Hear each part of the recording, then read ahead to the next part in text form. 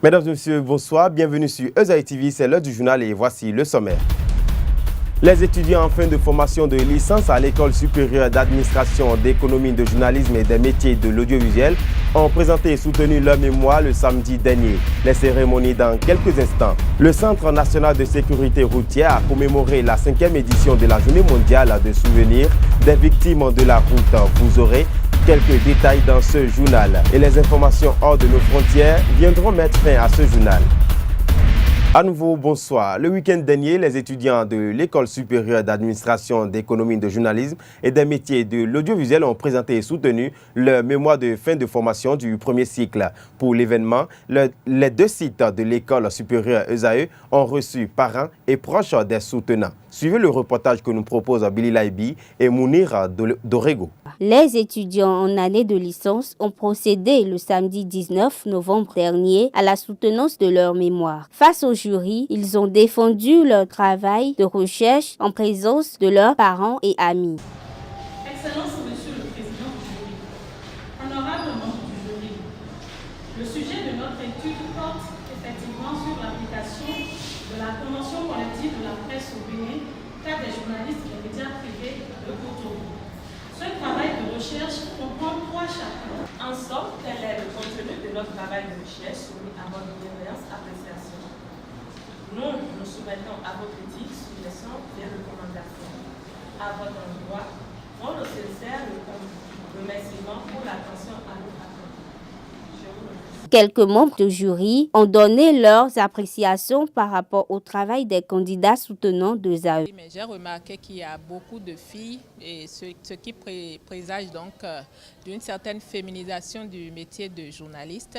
L'autre chose, c'est que je note des thématiques très variées, mais qui sont ancrées évidemment dans la période que nous traversons dans le 21e siècle et qui ont notamment trait aux médias sociaux, aux réseaux sociaux et à l'impact de ces réseaux-là sur les médias traditionnels. J'ai trouvé les sujets extrêmement variés, très pertinents, et puis les journalistes ou les candidats au journalisme qui sont passés devant notre jury ont été à la hauteur de ces sujets. Ils ont pu maîtriser les problématiques pour la plupart. Ils ont une certaine facilité d'analyser les informations qu'ils ont. Donc c'est déjà ce qu'on recherche chez un journaliste. Après la délibération, les soutenants ont été diversement notés selon leur travail. Le Centre national de sécurité routière, en collaboration avec l'ONG Alinagnon, a procédé dimanche 20 novembre dernier à une marche pour la commémoration de la 5e édition de la Journée mondiale de souvenirs des victimes de la route.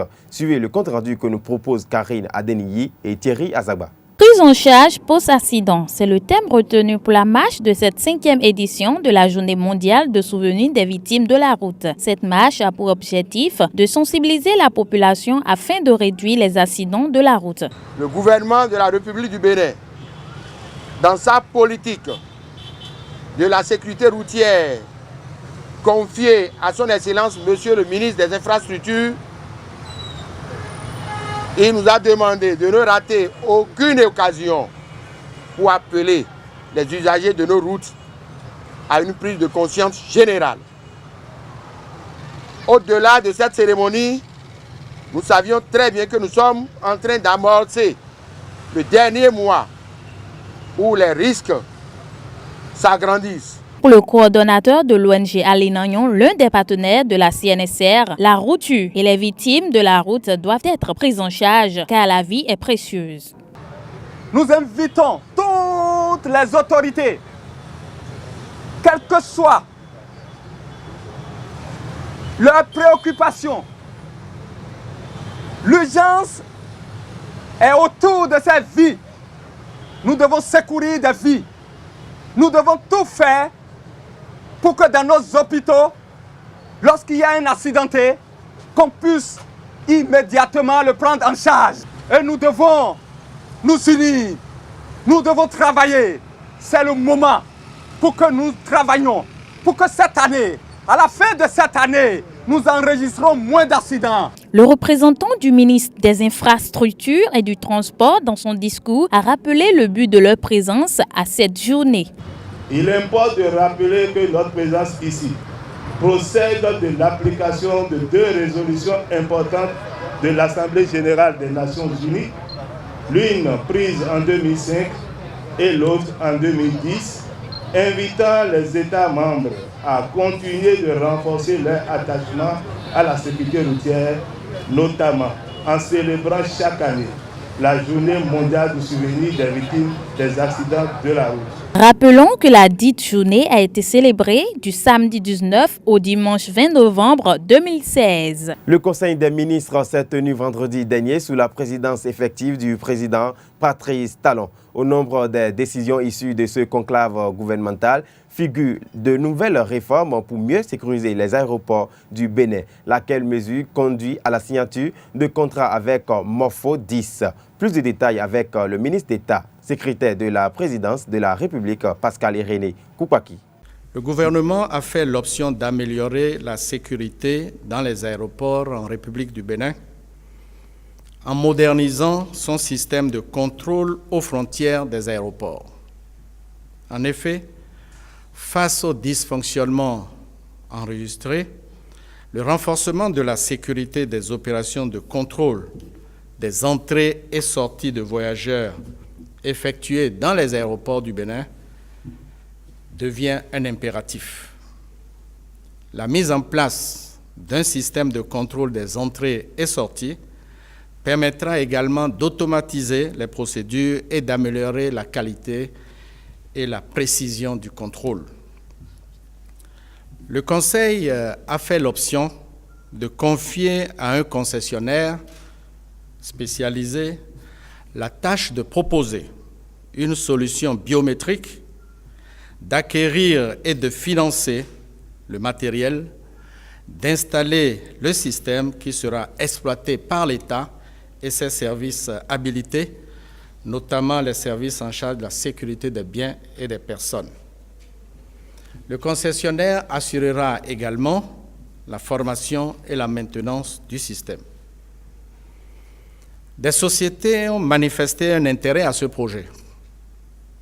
La société identifiée Morpho 10 dispose des capacités techniques et financières nécessaires pour satisfaire à toutes les responsabilités associées à la mise en place du système de contrôle au profit de l'État dans le cadre d'une modalité, la modalité de BOT, c'est-à-dire construction, exploitation, transfert et donc d'une délégation de services publics. Cette société propose un système biométrique à base d'empreintes digitales et de reconnaissance faciale.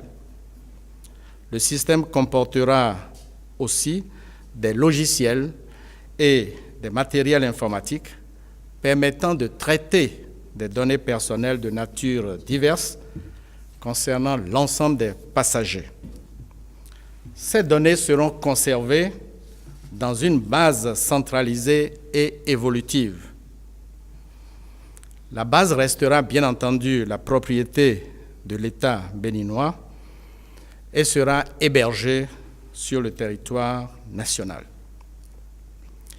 Le Conseil a approuvé le projet de concession pour la sécurisation des aéroports du Bénin et a autorisé le ministre des Infrastructures et des Transports, le ministre de l'Intérieur et de la Sécurité et le ministre de l'Économie et des Finances a signé un contrat de concession du type BOT, construire, exploiter et transférer, avec la société Morpho 10 pour consacrer la délégation de services publics.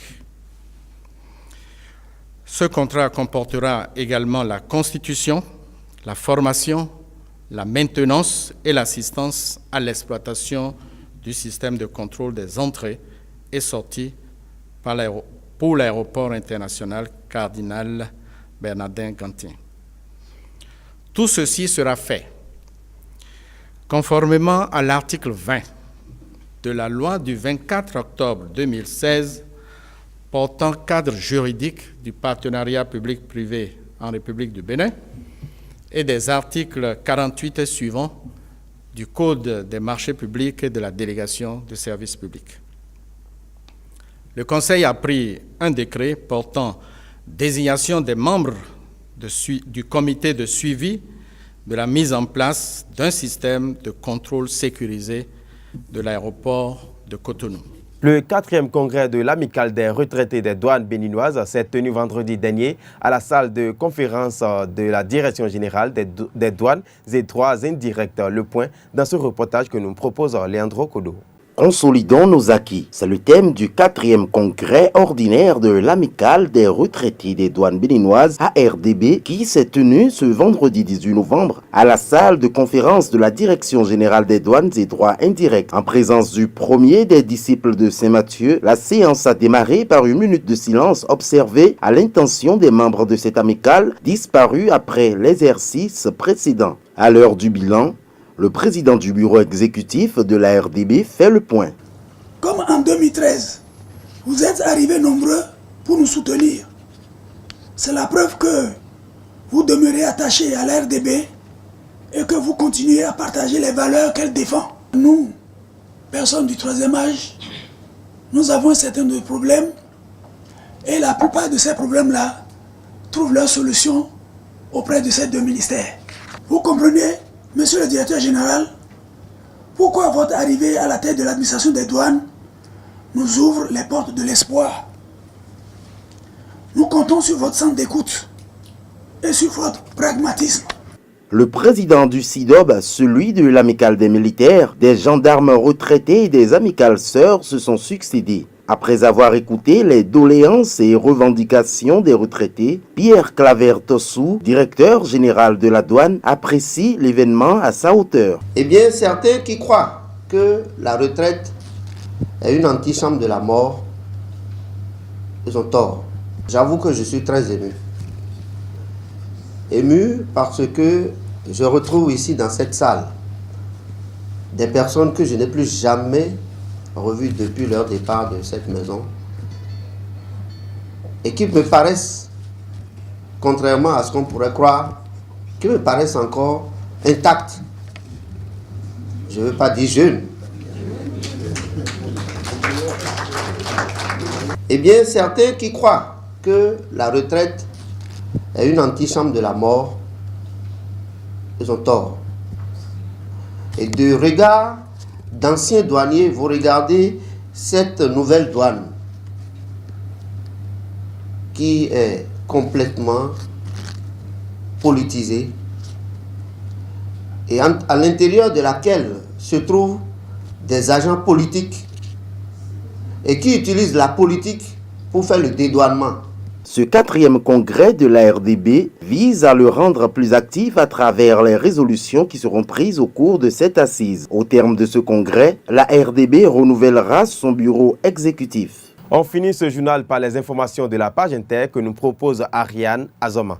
Au Mali, les élections municipales se sont déroulées ce dimanche 20 novembre sur fond de tension et d'absence de vote dans certaines localités. Des violences ont émaillé le déroulement du scrutin, faisant 6 morts, dont 5 militaires et 1 civil. Selon les premières tendances, le Parti du Rassemblement pour le Mali, RMP, parti présidentiel, tirerait son épingle du jeu dans au moins 2 communes et l'ADEMA. Il faut rappeler que d'après les chiffres obtenus directement auprès des commissions et centralisation de vote, le taux de participation est au moins de 25% dans 3 des 6 communes de la capitale. Du Mali, rendons-nous au Maroc, nouvelle manifestation à Al-Hoceima, dans le nord du pays, pour une fois dénoncer la mort atroce de Moussine Fikri. Ce dernier, un vendeur de poissons mort écrasé dans une benne à ordures le 28 octobre dernier, alors qu'il tentait de protester contre la destruction de sa marchandise par les services de l'État. À ce jour, 11 personnes, dont des responsables de l'administration des pêches et des agents du ministère de l'Agriculture soupçonnés d'homicide involontaire. 8 d'entre elles sont incarcérées sur instruction du juge. Une manifestation qui a rassemblé entre 800 et 3000 personnes pour rendre justice à la famille de Moussine Fikri. Hors des frontières africaines, précisément en France, le premier tour des primaires de la droite a donné son verdict